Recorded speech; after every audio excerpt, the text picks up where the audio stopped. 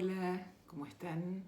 Hoy es 24 de abril de 2021 y en esta ocasión me propongo hablar de Borges y de su particularísimo pacto de lectura, o más bien habría que decirlo en plural, de su particularísimo ramillete florido de pactos de lectura que propone, impone a su lector.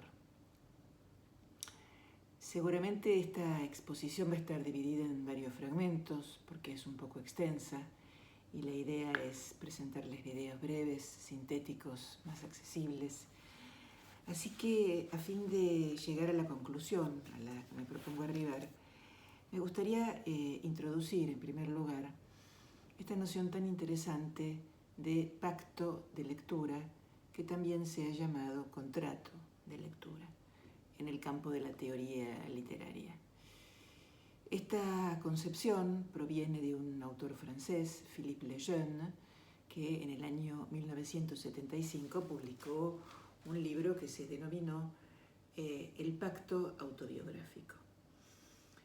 El libro tuvo una resonancia extraordinaria y además el libro tiene anecdóticamente una historia muy simpática, porque Lejeune en aquel libro se había propuesto estudiar los diarios íntimos, las autobiografías.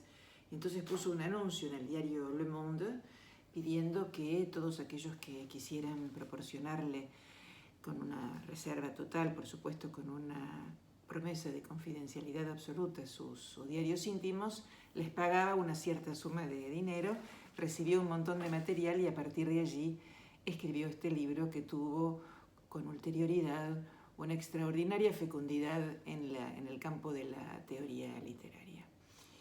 Lejeune se refiere a la noción de pacto, que es la que yo prefiero particularmente, porque tiene, digamos así, una impronta de tipo más bien antropológico, ¿no? El pacto se hace entre dos partes y el contrato, que es la expresión que se utilizó luego, tiene un carácter de tipo más bien jurídico, y en el contrato siempre está la firma, por ejemplo, del autor y la del lector, cosa que obviamente no sucede.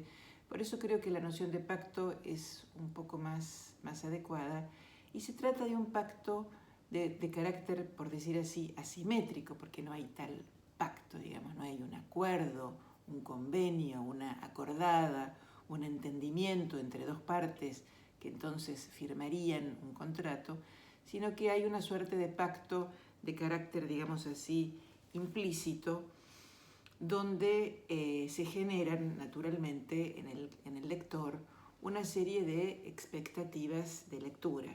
Esta es una noción que corresponde a la escuela de la recepción, una escuela de teoría literaria que pone el énfasis en la recepción, en el lector, en las condiciones de la lectura. Entonces, Borges impone muy diversos pactos, digamos así, a sus lectores, y esta multiplicidad de pactos tiene la característica de generar en sus lectores una sensación bastante particular de estupor, irritación, malestar, irrealidad, inestabilidad, digamos, ¿no? Estas son, en general, no todas, por supuesto, no todas. Hay, por supuesto, también sensaciones y efectos muy positivos, como cuando se produce una especie de epifanía, cuando se produce, como diría el personaje de la escritura del Dios, la dicha de entender. Cuando el lector finalmente entiende, se produce, por supuesto, una inmensa satisfacción. A lo que quiero referirme con esto es a que, en general, muchos de los pactos de lectura que impone Jorge Luis Borges generan sensaciones de carácter más bien, digamos así, de malestar, y esto, entre otras cosas, le ha valido muchísimas antipatías a nuestro escritor. Entre otros procedimientos, Borges practica un desdibujamiento entre los géneros literarios. Por ejemplo, en la prosa poética de la que ya hablé, Borges y yo, ¿no es cierto? No se sabe si es prosa, si es poesía, ¿no? Termina preguntándose además, no se sabe quién escribe esta página.